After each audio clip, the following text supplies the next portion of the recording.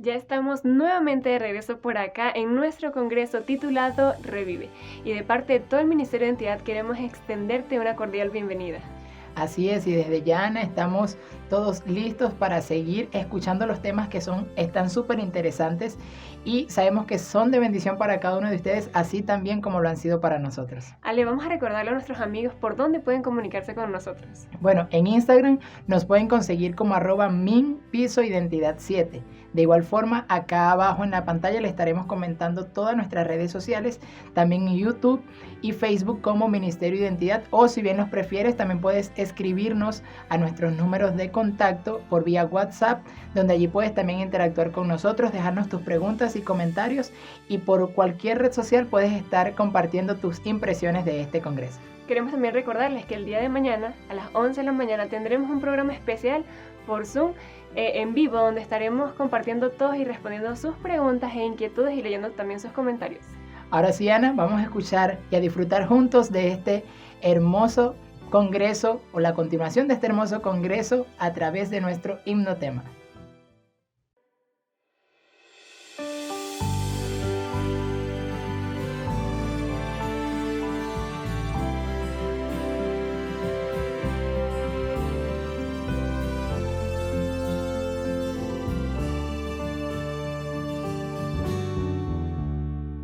El tiempo parece indicar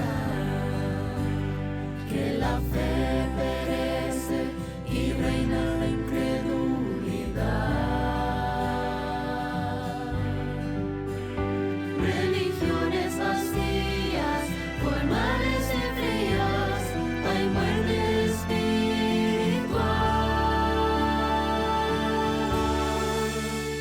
Revive, confirma hoy la fe, enciéndela, no la dejes apagar. Es la herencia sagrada de los santos, la verdad. Es tiempo de despertar, revive tu identidad.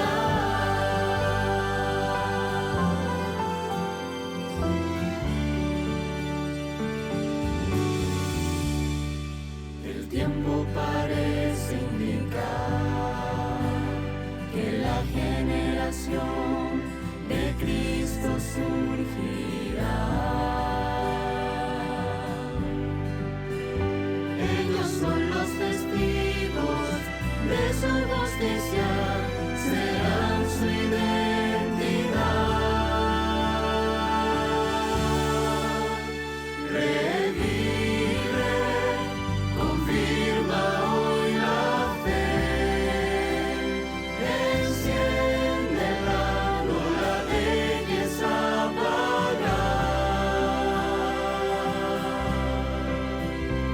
Es la herencia sagrada de los santos, la verdad. Es tiempo de despertar, revive tu identidad. Yo conozco tus obras, dice el Santo de Israel. Sé vigilante, pues muy pronto vendré a ti. Revive, confirma hoy la fe, enciéndela, no la dejes apagar. Es la herencia sagrada de los santos, la verdad. Es tiempo de despertar, revive tu identidad. Es tiempo de despertar, revive tu identidad.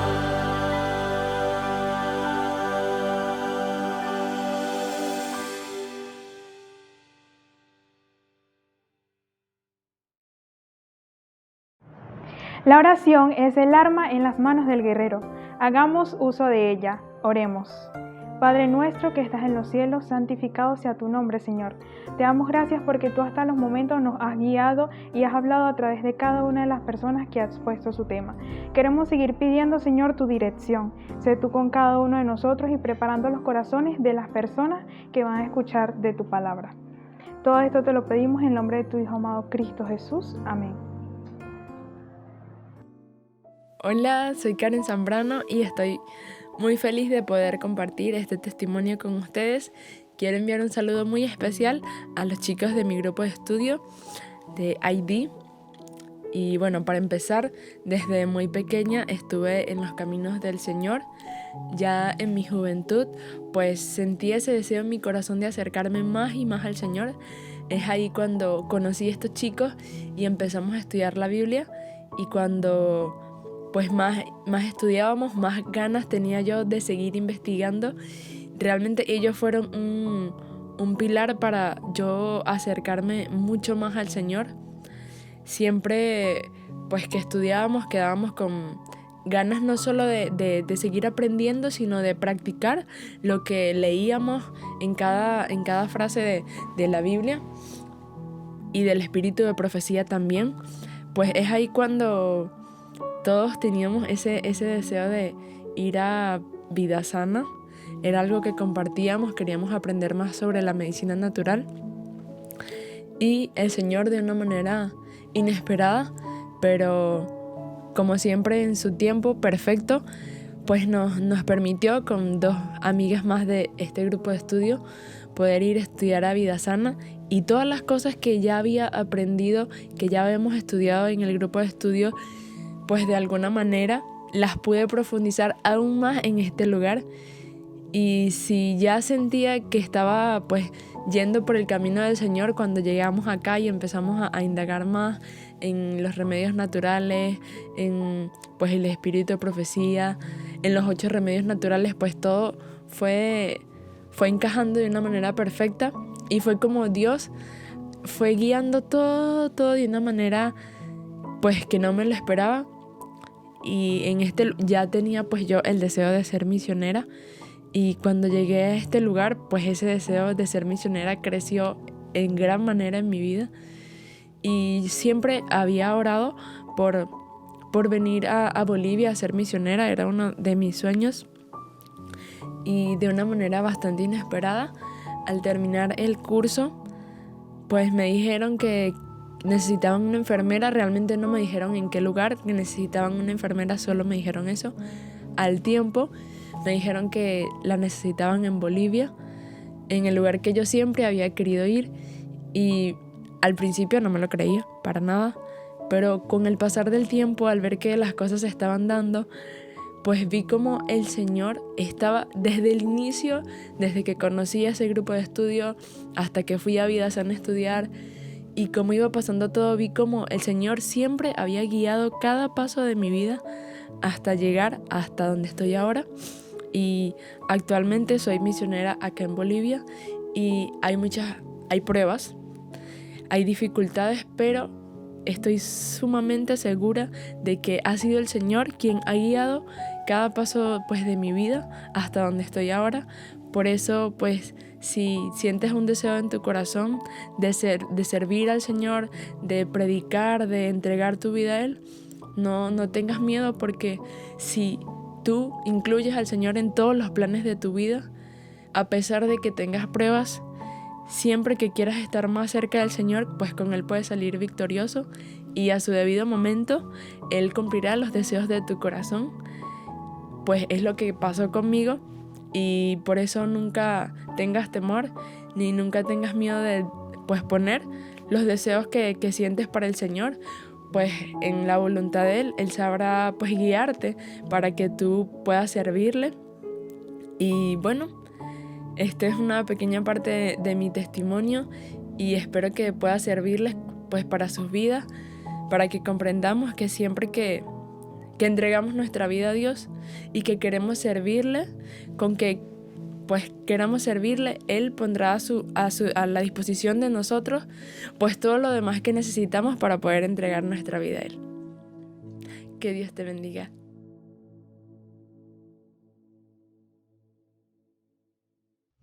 Agradecemos a Dios por su dirección en la vida de nuestra amiga Karen, teniendo la certeza que también está dirigiendo nuestras vidas. Así es, e imaginamos nosotros la lucha que tuvo que haber estado pasando Karen en su mente, porque sin duda es la que nosotros quizá a diario también tenemos. Pero comprendiendo que la mente juega un papel importante en nuestra espiritualidad, para esto tendremos un tema bastante interesante, quien será expuesto por nuestra hermana y amiga Andrea Barrancas. Ella es médico cirujano, especialista en medicina interna y neurología. Actualmente trabaja en la Iglesia Central de Santiago de Chile como directora de salud y también cursa un diplomado de medicina natural basada en la evidencia en la Universidad Adventista de Chile y es médico misionero de corazón. El tema que Andrea tiene para cada uno de nosotros es titulado Mentes Consagradas. Hola, muy buenas tardes, apreciados amigos. Estoy muy feliz de estar con ustedes en este maravilloso congreso Revive. Mi nombre es Andrea Barrancas, soy médico venezolano, actualmente resido en Chile y es para mí un placer estar con ustedes en este congreso.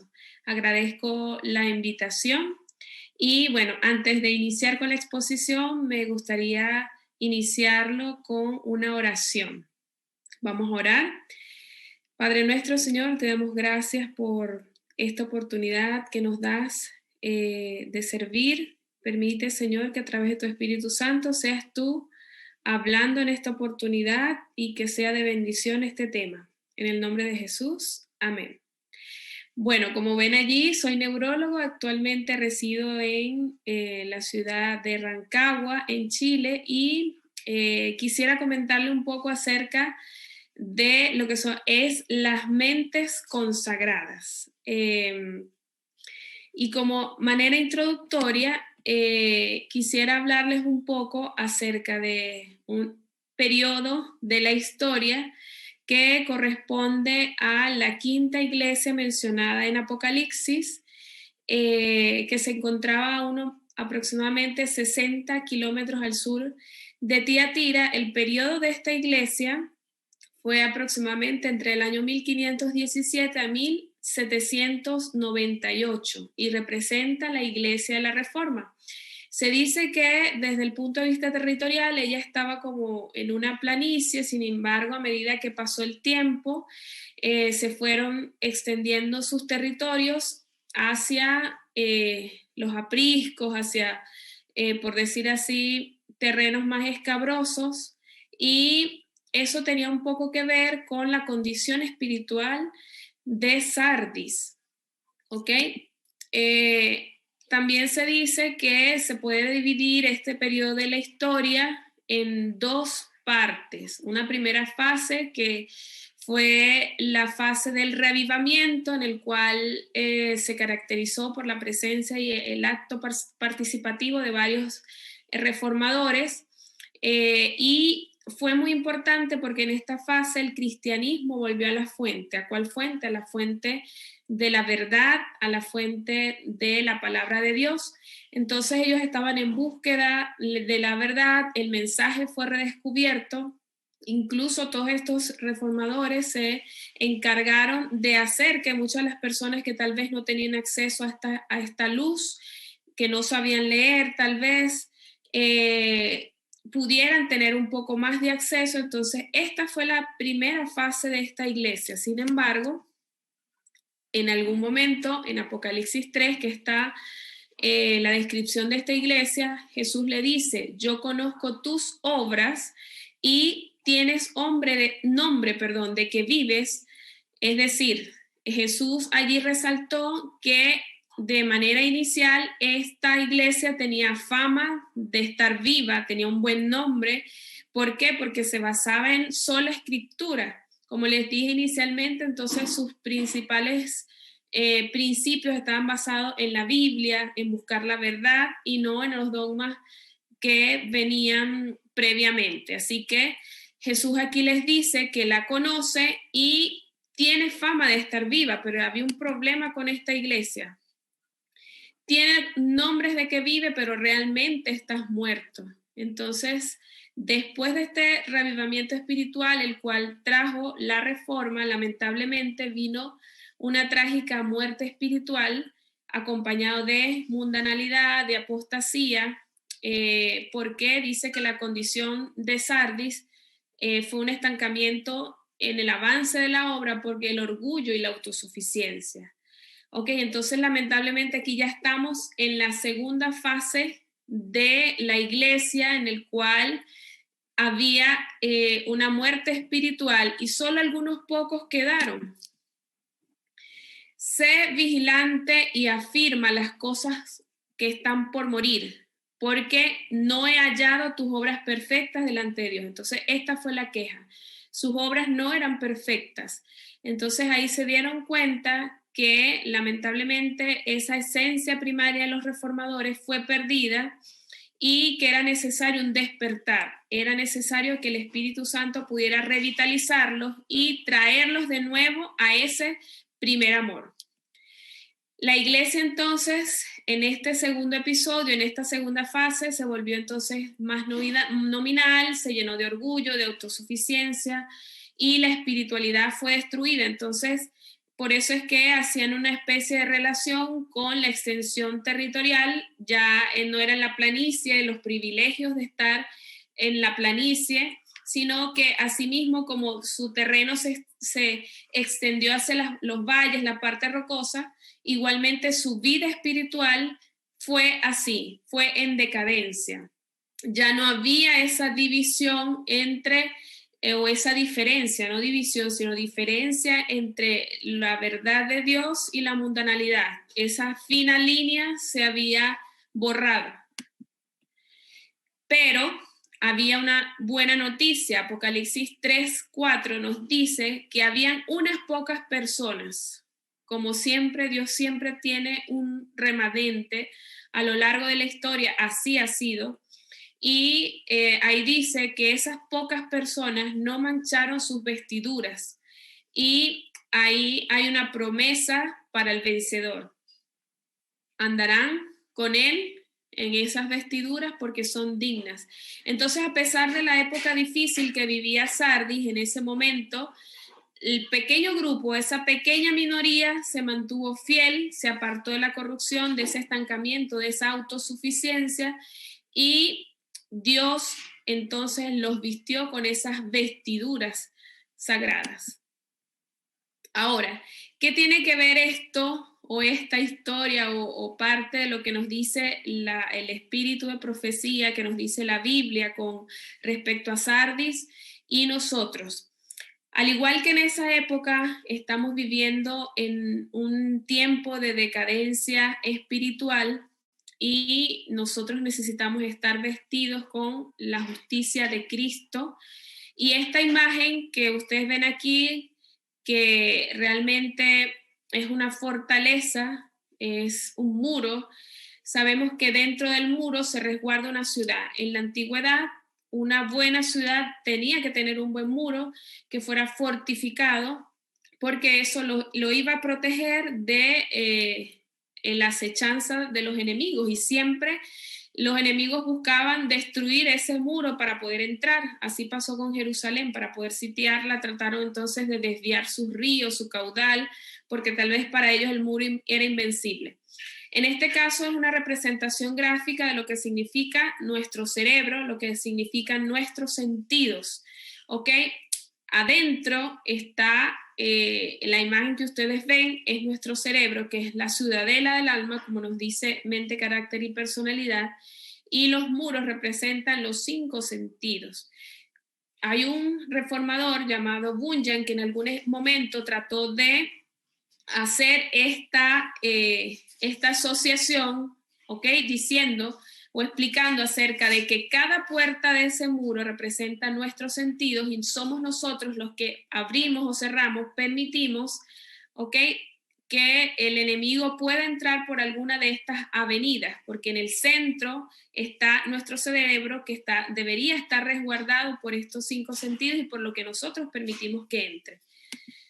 Entonces, estas puertas, tomando en consideración esto que estamos haciendo, esta similitud, estas murallas son inexpugnables y nunca van a poder ser abiertas ni forzadas, excepto por la voluntad y el consentimiento de quien esté adentro, es decir, por mí. ¿Ok? Entonces, mi ciudadela, mi mente no va a ser forzada nunca, a menos que yo abra esa puerta. ¿Ok? Entonces, es importante saber que así como esas murallas son inexpugnables, como dice ahí, los sinónimos son inconquistable, inquebrantable, insuperable, invencible, nosotros también lo podemos alcanzar. Vemos aquí entonces en la imagen un gráfico muy bonito que muestra justamente nuestro cerebro y los 5 sentidos, cómo obviamente están ampliamente conectados y cómo esto es el que nos conecta también con el medio exterior a través de los estímulos que nosotros recibimos. Ahora, entonces, si vamos al inicio, estamos tratando de ir a nuestros inicios. Sabemos que el diablo en algún momento desde el inicio se acercó entonces a 2 puertas. De esas 5 puertas, él tocó el oído y tocó, ¿verdad? Primeramente empezó a hablar y a decir mentiras, porque sabemos que lo que dijo fue mentiras, y la otra puerta que tocó fue la del ojo. ¿Por qué? Porque mostró ese fruto que realmente dice que era hermoso, la mujer lo vio y lo codició. Entonces por allí entraron, o nuestros primeros padres entraron en el pecado, ¿ok? Estas puertas fueron abiertas y entonces el diablo mató a la inocencia y a la resistencia. Entonces estos 2 defensores, estos permitieron que las puertas fueran abiertas y entonces el diablo entró y tomó posesión del palacio del corazón. En este caso estamos haciendo la similitud y sabemos que cuando la Biblia habla de corazón está hablando de mente. Entonces a través de la abertura de estas 2 puertas, Satanás tomó terreno en la mente. Logró entonces también que la voluntad se sometiera por completo y toda fidelidad entonces fue sometida al diablo. Ahora, sabemos que estamos en una guerra, es una guerra espiritual, hay 2 bandos, el bando de Dios y el bando del enemigo. Hay alguien que quiere poseernos, pero sabemos que Cristo vino a darnos libertad. Es el hombre quien decide en qué bando va a estar, porque sabemos que estamos en una guerra espiritual y ya el resultado final está dado, solo que nosotros nos colocamos del bando cuando tomamos decisiones correctas o incorrectas. Si queremos estar en el bando vencedor, pues debemos obviamente colocarnos en el terreno de Cristo. Entonces, es importante que nosotros conozcamos un poco acerca del cerebro, porque sabemos que Dios se comunica con nosotros, Él quiere tener una relación íntima con nosotros a través de Él. Y hay una parte muy importante que podemos ver aquí ejemplificada desde el punto de vista frontal y lateral, que es el lóbulo frontal. Está en color naranja y vemos cómo brilla, y él es el encargado y tiene un papel muy importante en las funciones ejecutivas, en la toma de decisiones, en la integración de información, en la elección de los objetivos, en la planificación y en el cómo lo vamos a realizar. En realidad el lóbulo frontal tiene que ver con toda la vida espiritual, ¿ok? Y con el carácter. Es así como vamos a hablar un poco acerca de esta corteza prefrontal que ocupa el 30% de lo que es la corteza cerebral. Está en la parte anterior de la frente, sobre los ojos, y se divide francamente en 3 partes. Cada una tiene funciones bien específicas. Por ejemplo, la parte dorsal es la que está encargada de la atención, lo que es el aprendizaje y la acción. La parte ventral está en la parte relacionada con los procesos emotivos, porque hay una conexión con algo que se llama sistema límbico y algo que se llama amígdala, ¿ok? Hipotálamo, hipocampo, en fin, tiene muchas conexiones. Y la parte órbitofrontal está relacionada en el control socioemocional, es el que nos da la empatía.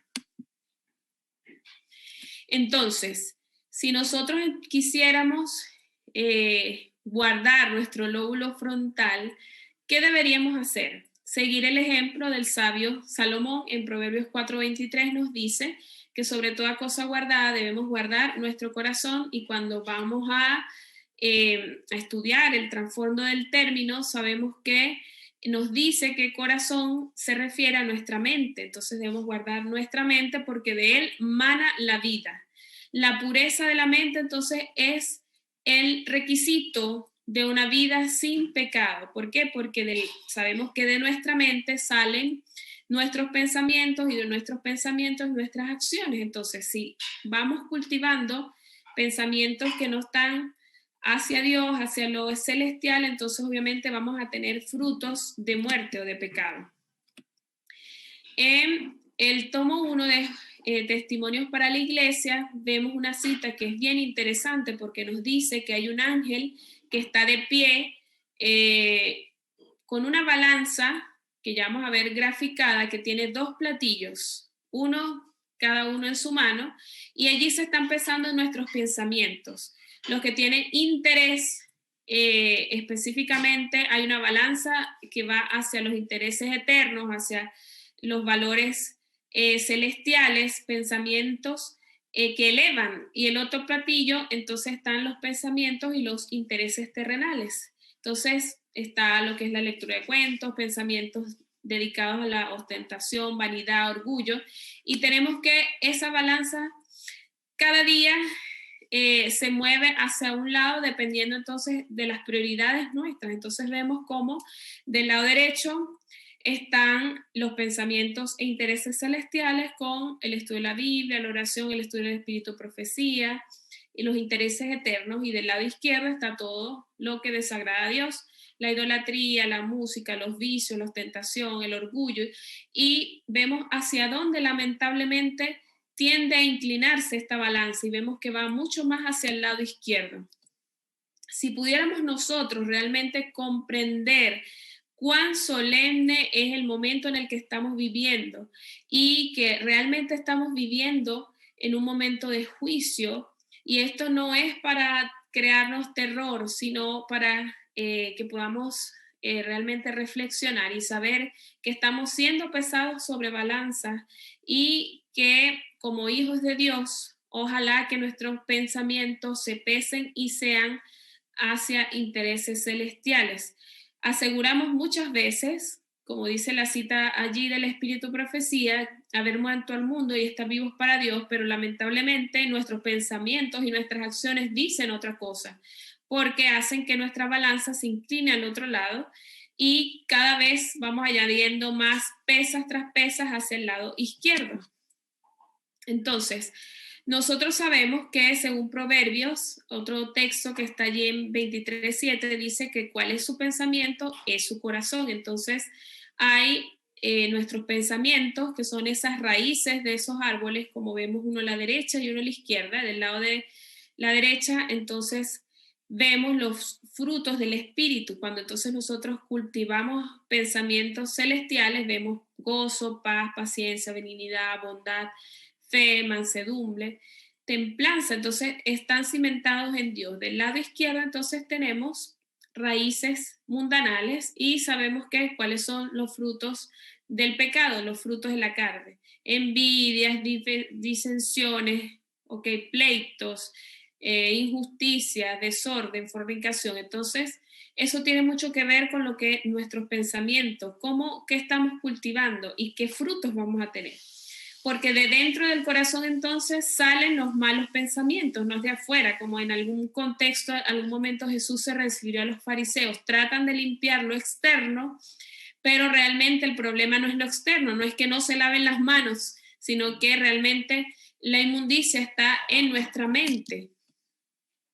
Tenemos un claro ejemplo de un joven que decidió ser fiel a Dios, y este joven es Daniel. En Daniel 1:8 sabemos que él decidió no contaminarse. Cuando el término que se usa allí de no contaminarse no es solamente desde el punto de vista de la comida, que si bien es cierto vamos a hablar un poco de ello. Él, como dice allí Consejos sobre Salud, dice que él tenía un carácter completamente santificado. ¿ok? La santificación es un concepto que no solamente tiene que ver con el templo físico de nuestro cuerpo, que es bien importante, sino con el ser completo. Entonces él era una persona intachable y santa por completa. Palabras de vida del gran maestro nos dice que permaneced firmes como Daniel, el fiel hombre de estado, a quien ninguna tentación pudo corromper. O sea, él estuvo unido a la vid, como nos dice entonces San Juan 15:5, no chasqueéis a aquel que os amó de tal manera que dio su propia vida para expiar nuestros pecados. ¿Ok? Entonces, Él lo ha hecho todo. ¿Qué tenemos que hacer nosotros? Permanecer en Él, porque sin Él nada podemos hacer. Entonces, nuestro máximo ejemplo es Cristo y vemos cómo Daniel se aferró a esa vid que es Cristo y pudo ser victorioso. Es algo, este trabajo no ha sido garantizado, como dice allí. Cristo no nos ha dado la seguridad que sea algo fácil, ¿ok? Es decir, la victoria es segura, pero es un trabajo que es de esfuerzo personal, pero lo importante es el poder divino. La fórmula no es al revés. Primero es poder divino y después esfuerzo humano. No hay nada que nosotros podamos hacer. Sin embargo, si yo no doy el paso, Cristo no lo va a poder hacer por mí. Ahí dice que un carácter noble, cabal, no se hereda, ¿ok? No es algo que se recibe por accidente. Un carácter noble se obtiene mediante el esfuerzo y los méritos y la gracia de Cristo, que realmente eso es lo primero. Pero yo debo dar el paso, aunque no sea fácil. Todos los que quieren ser obreros juntamente con Dios deben esforzarse por alcanzar la perfección. Esa es la meta, la perfección. Y subrayé este texto, esta porción, porque dice que cada órgano del cuerpo y cada cualidad de la mente, es decir, todo nuestro ser debe ser entonces santificado y perfecto. Lamentablemente, a veces a lo largo de nuestra vida se nos enseña a ser exitosos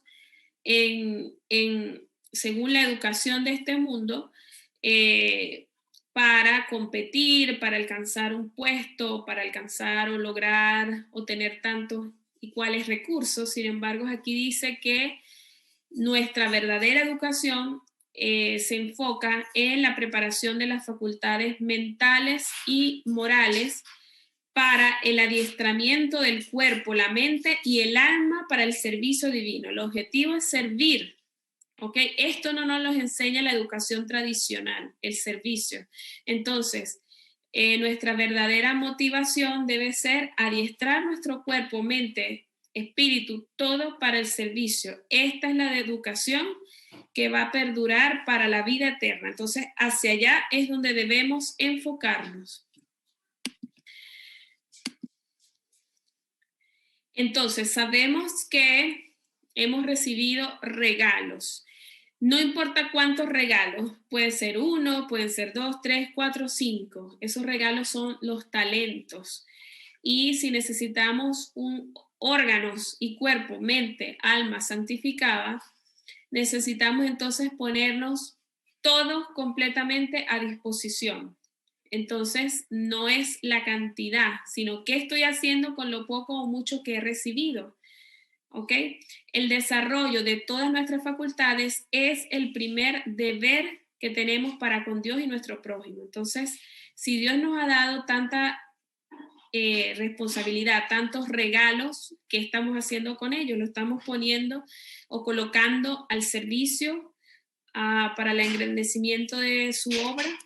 Entonces, nuestro primer deber primero no es con nuestro jefe terrenal, sino con Dios. ¿Qué tiene que ver entonces la intemperancia con una mente consagrada? Con todo esto que estamos hablando, con poner nuestros órganos a disposición y al servicio de Dios. Sabemos que se relaciona mucho el carácter con lo que comemos. Como dice aquí en Consejos sobre Régimen Alimenticio, los órganos digestivos tienen una parte importante que realizar en nuestra felicidad. Entonces, muchas veces hay diversas afecciones físicas como el reflujo, la acidez, por ejemplo, que tienen que ver con lo que comemos y esto a su vez se correlaciona con un temperamento agrio, ¿verdad? Con el humor o el mal humor y la irritabilidad. Entonces, todas estas cosas tiene mucho que ver si comemos en exceso, qué estamos comiendo. Entonces a veces o no comemos a la hora o por lo menos comemos más de la cuenta. Entonces vamos a tener este desequilibrio y vamos a estar más bien malhumorados, irritables, y eso va a ser como, no va a permitir que Dios pueda hablar a través de nuestro lóbulo frontal. Entonces hay varios factores que pueden conducir a esta intemperancia. Sabemos que si tenemos malos hábitos, hay cosas que desde el punto de vista alimenticio están hechas para crear adicción y estimulan el paladar y hacen que tú quieras más eso. Entonces los condimentos, las bebidas estimulantes con cafeína, todo lo negro, los refrescos o té, todo esto está hecha para crear una adicción. Entonces no comer en los intervalos, en los horarios, cada 5 o 6 horas, comer en exceso, comer tarde, consumir alimentos muy refinados. Entonces, toda esta intemperancia va a afectar nuestra conexión con Dios. Esto se escribió mucho tiempo antes. Sin embargo, hoy la ciencia sabe que existe algo que se llama eje intestino-cerebro-microbiota, que si bien es cierto, está favorecido por, hay varios factores que lo influencian. Por ejemplo, se sabe ya que hay factores genéticos, que hay algunos fármacos o antibióticos que pueden afectar esta microbiota, qué tipo de parto, si fue parto, cesárea. Es muy importante también la alimentación y se ha visto cómo cuando este eje está afectado, entonces hay problemas desde el punto de vista cognitivo, hay estrés, hay ansiedad, hay problemas en la interacción social y como vemos en el gráfico, hay miedo, hay ansiedad. Entonces sí tiene mucho que ver actualmente, usted lo puede buscar por internet, está siendo muy estudiado este eje, incluso cada vez más se trata de favorecer con una, buscar cómo favorecer este eje. Entonces se sabe ya que la dieta occidental, que es rica en azúcares, en grasas saturadas, no favorece este eje. Entonces, ¿qué deberíamos nosotros hacer para que nuestro eje intestino-cerebro esté bien? Ahorita es muy común ver en la consulta clínica el síndrome intestino irritable, ¿ok? Y a veces estamos comiendo fibra, estamos comiendo bien, sin embargo, si estamos con, por ejemplo, estrés o de alguna manera hay alguno de estos factores que está alterado, entonces obviamente vamos a tener alteraciones desde el punto de vista cognitivo. Así que es bien importante que nosotros sepamos entonces que hay una comunicación directa con nuestro cerebro y nuestro intestino y que en algún momento, si alguno de estas estructuras, por ejemplo, estos factores se ven afectados, entonces pudiéramos nosotros tener alteración también. Sabemos que la dieta occidental es proinflamatoria y la dieta basada en planta es antiinflamatoria. Entonces, la idea es que nosotros podamos entonces también tener una alimentación que favorezca este eje. Ahora, no solo es lo que entra a nuestra boca, sino como dice la Biblia, lo que sale de nuestra boca. Y sabemos que a veces hay ciertas conversaciones, hay tanto lo que hacemos como lo que dejamos que otros digan, ¿ok? Entonces, nosotros tenemos el deber de cerrar el camino a cualquier conversación que pueda ser impura.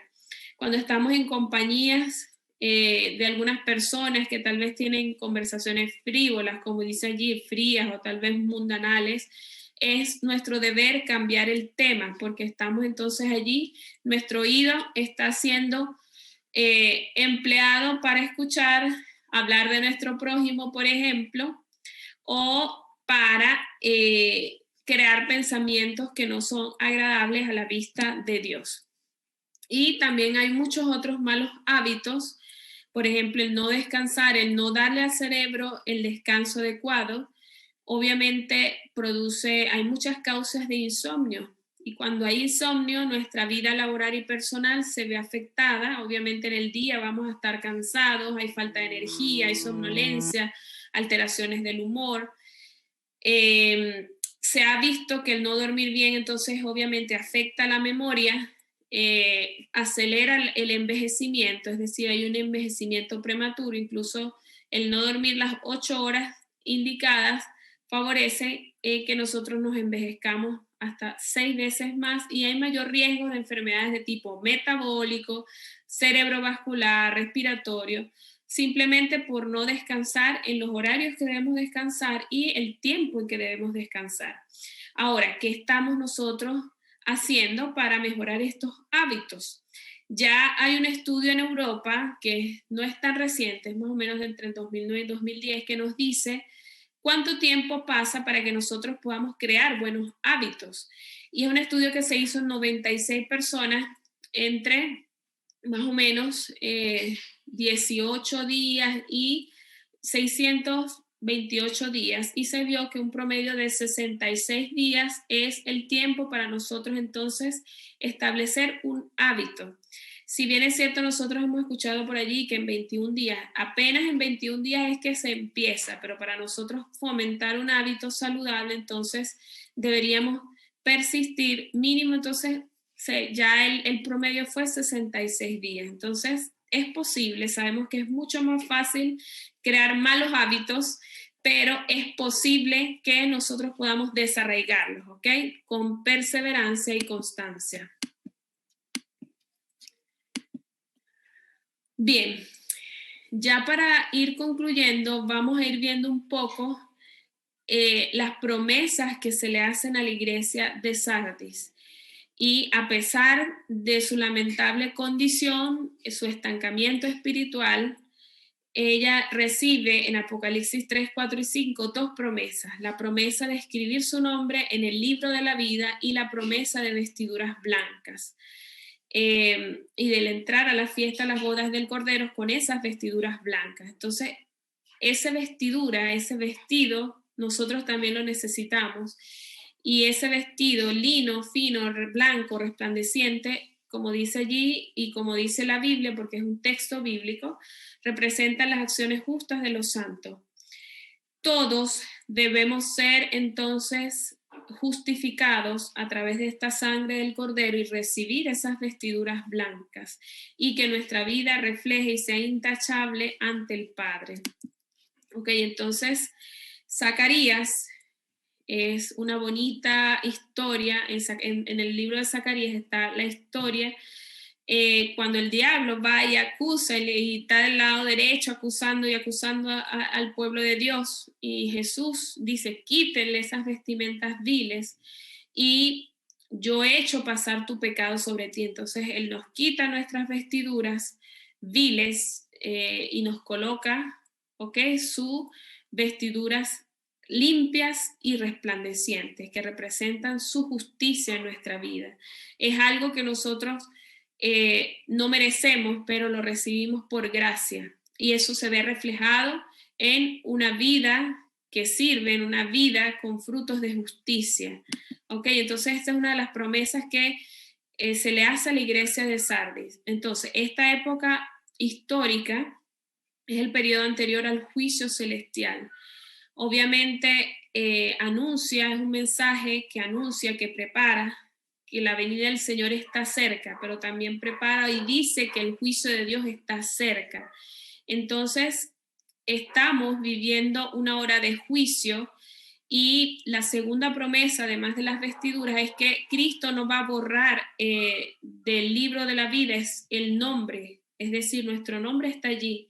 Y cuando nosotros recibimos ese manto de justicia y lo aceptamos en nuestra vida, y vencemos por su nombre, ese nombre no es borrado. Son borrados nuestros pecados, pero no el nombre. Así que en algún momento, obviamente, nuestro nombre puede ser borrado. Como decía Pablo, no es que ya lo haya alcanzado, sino que corro hacia la meta, pero no lo he alcanzado. Entonces estamos en la misma condición. La promesa es que Él nos va a dar y nos va a vestir de esas vestiduras, pero que también nuestro nombre va a permanecer escrito. Ok, la idea es que así sea, que podamos estar escritos en el libro de la vida.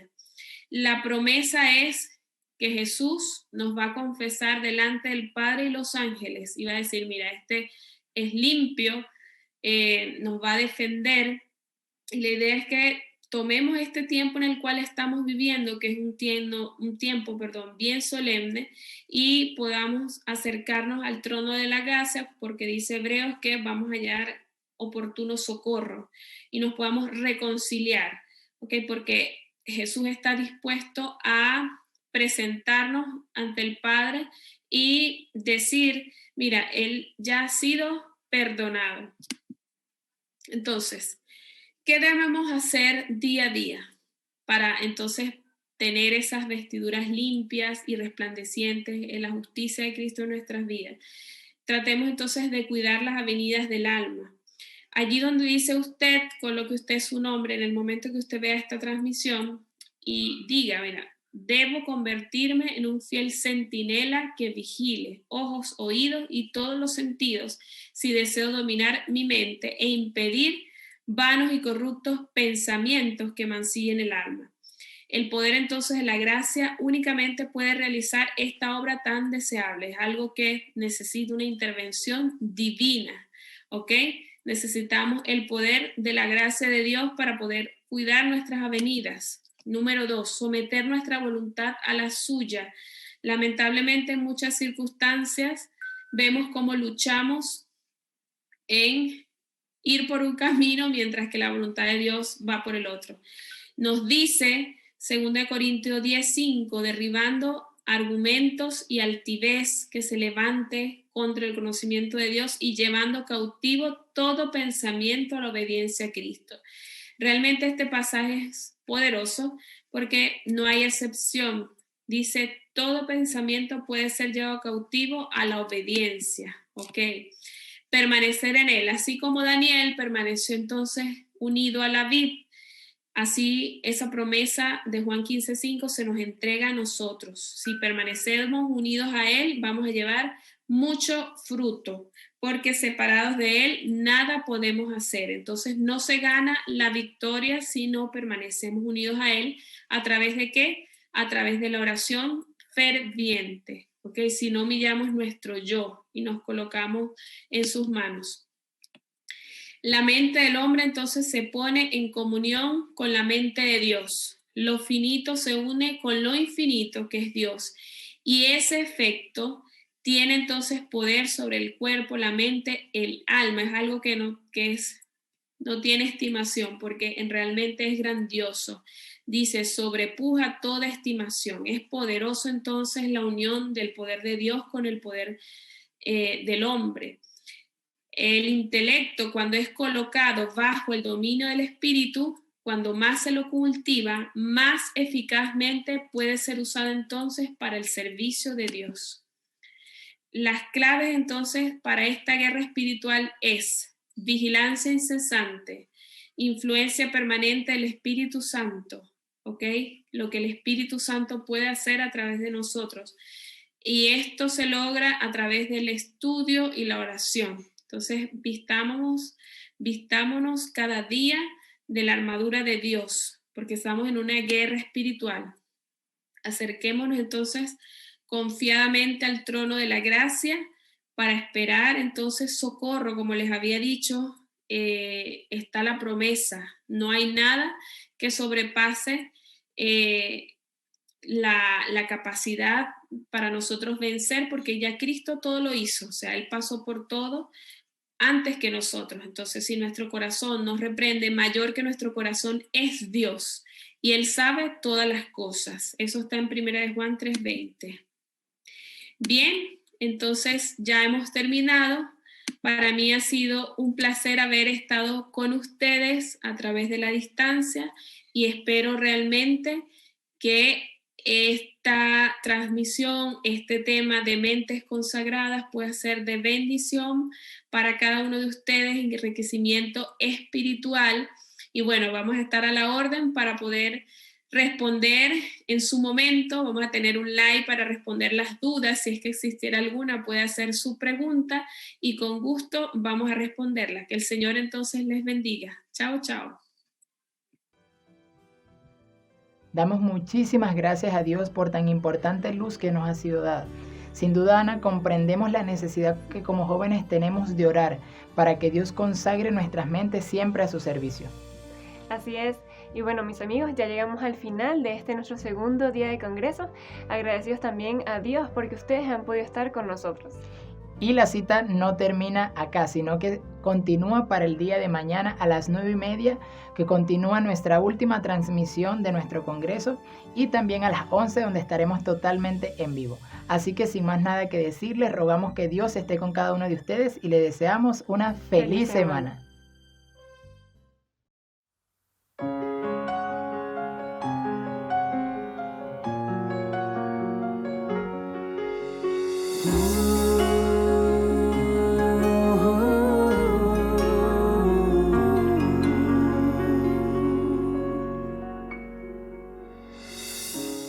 Aunque yo no pueda ver el rostro de mi Dios, creo en mi Señor tal cual el ciego sin ver el sol.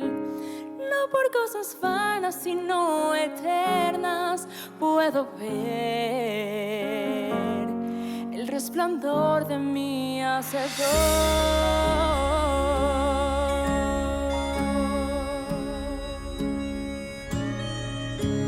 Cuando aparecen nubes oscuras en mi vivir, me da aliento y fuerza, me guía en su favor. Favor que por amor desciende a mí, en la cruz lo vi. Por eso para él vivo yo. Puedo ver la luz en su palabra, aunque otros digan que no hay Dios, creo en Él por fe y puedo ver el resplandor de mi Hacedor.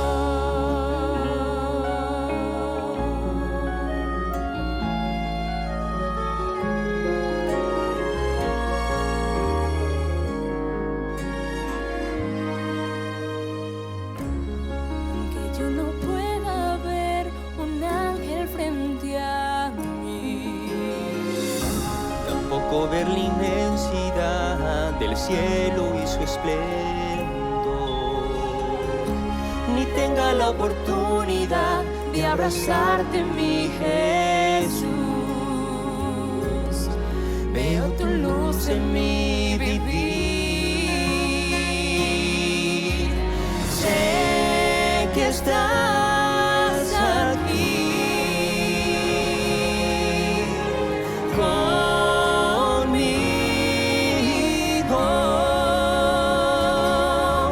Oigo tu voz y puedo ver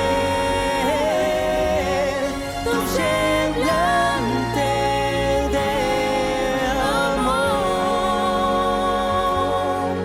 Si el tormento de este mundo sea duro de resistir, Confiaré en tus promesas y te seguiré, te seguiré. ni lo alto, lo profundo, ni la muerte me separará de tu amor inmensurable, pues yo creo en ti, yo creo en ti,